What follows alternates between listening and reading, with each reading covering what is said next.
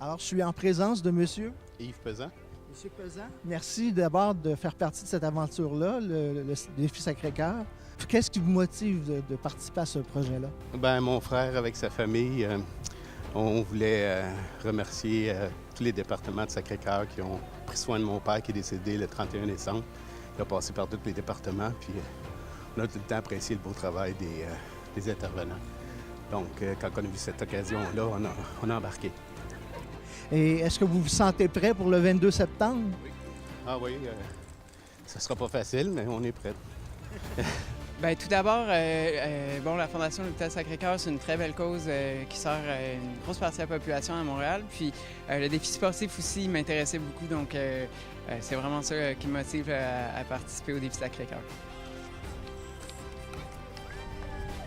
J'ai déjà fait l'année dernière le premier défi où j'étais coéquipier dans l'équipe des soins intensifs. Puis cette année, avec un défi, avec une activité physique qui semblait moins demandante, il y a des gens avec qui je travaille qui m'ont demandé de participer puis de refaire quelque chose, de faire une équipe.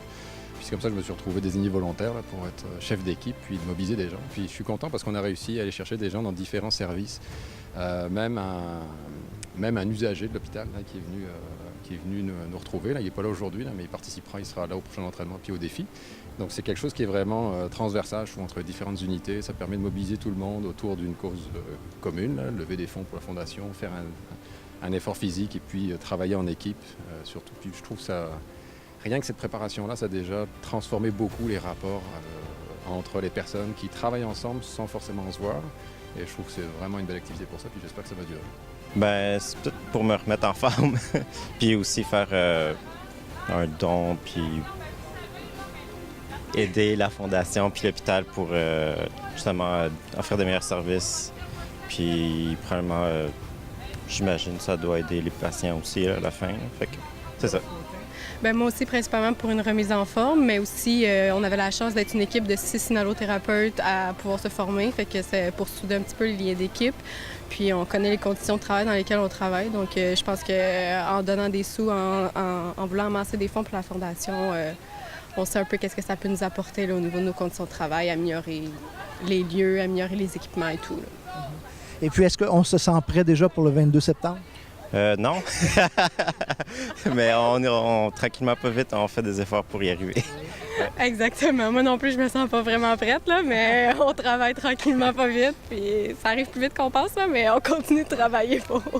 Premièrement, c'est un bon moyen de contribuer à notre hôpital et de participer à l'équipe de l'hôpital du Sacré-Cœur, premièrement. Deuxièmement, notre équipe, la pneumologie, adore le sport, est très actif. C'est un bon moyen pour nous autres de pallier ces deux belles qualités. Et moi, je pense que c'est aussi une occasion unique de se retrouver avec des collègues de travail, en dehors du travail, en s'amusant, en prenant soin de sa santé, puis en contribuant à la Fondation. Moi, je dirais que c'est probablement un des points qui m'anime le plus. Alors nous, on est ensemble le jour en pneumo, puis là, on se retrouve sur le terrain du parc pour s'entraîner à la grande chaleur. C'est très amusant. Alors, un autre de notre équipe, Daniel, viens-t'en. Bien, c'est de faire partie de la grande équipe de la Fondation, travailler avec eux, améliorer la qualité des services. On travaille en collaboration, donc c'est toujours super agréable de contribuer à une grande cause comme celle-là. Alors, cette année, c'est notre première année à participer à ce défi-là. C'est la première année, en fait, qu'il est ouvert aux gens de l'extérieur de l'hôpital, ce qui est notre cas. Donc, nous, on a une équipe motivée. C'est Ivetech Pharma. On est une équipe de pharmacie qui font des préparations stériles. Puis, ça fait plusieurs années que mon mari, mon beau-père, M. Christian et Francis Cheftéchi sont impliqués avec la Fondation. Et puis là, on a saisi l'occasion de faire vraiment une équipe et de participer avec notre personnel qui est très engagé pour cette cause-là que nous encourageons depuis plusieurs années. Et est-ce qu'on se sent prêt pour le 22 septembre? Bonne question. Slowly but surely. On se prépare petit à petit, puis je pense que ça va bien aller. En fait, l'équipe de l'unité mère-enfant a toujours fait partie de plusieurs activités. Et puis, on est une gang unie. On aime l'esprit d'équipe et des activités comme celle-là, c'était une belle occasion de stimuler notre esprit d'équipe. Puis, par la même occasion, ça nous donne l'opportunité d'amasser des fonds pour des items dont on a grandement besoin. Est-ce que vous avez des exemples d'items? Mais au cours des années, on a acheté entre autres une isolette pour la pouponnière.